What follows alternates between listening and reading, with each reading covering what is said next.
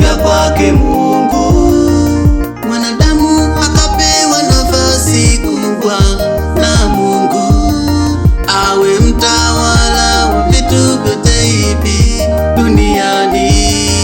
Tukadanganywa na shetani, tukamuasi Mungu, tukatupiliwa mbali na Mungu wetu,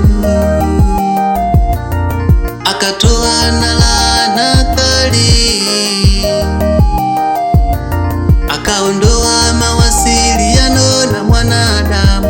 Wakati ule kikawa chanzo cha mahangaiko, hata akamtoa mwana wake Yesu Kristo aje atupatanishe na Mungu Baba. Akajitoa msalabani, akamwaga damu yake. Tumeokolewa na Bwana, tumeokolewa na Bwana, tumeokolewa na Bwana kwa huruma zake. Tumeokolewa na Bwana, tumeokolewa na Bwana, tumeokolewa na Bwana kwa huruma zake.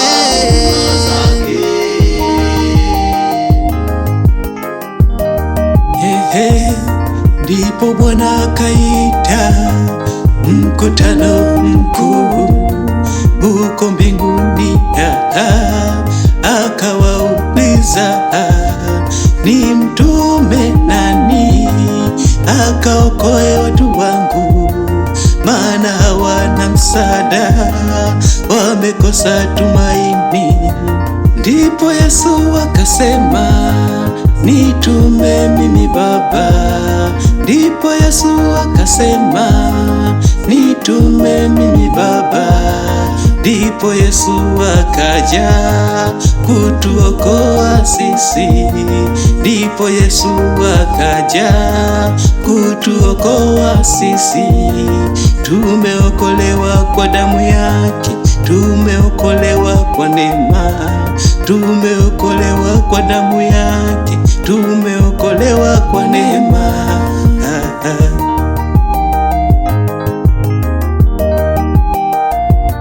Tumeokolewa kwa neema, tumeokolewa kwa neema, tumeokolewa kwa neema, kwa huruma zake.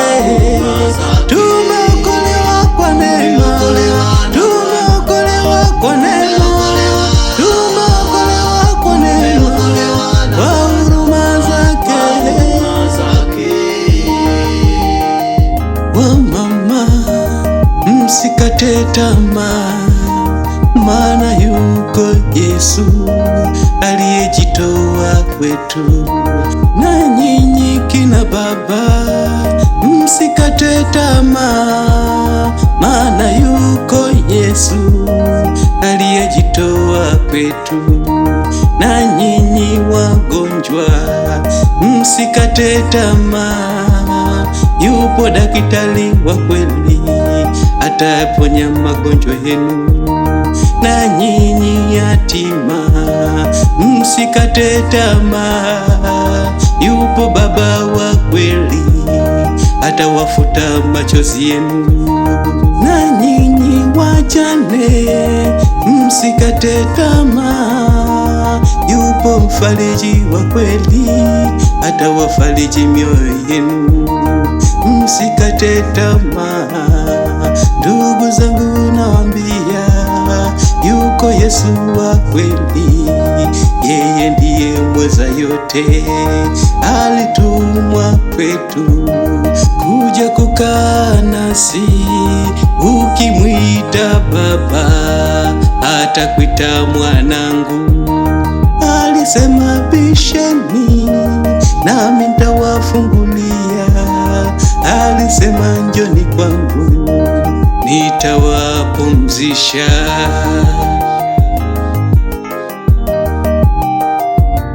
Tu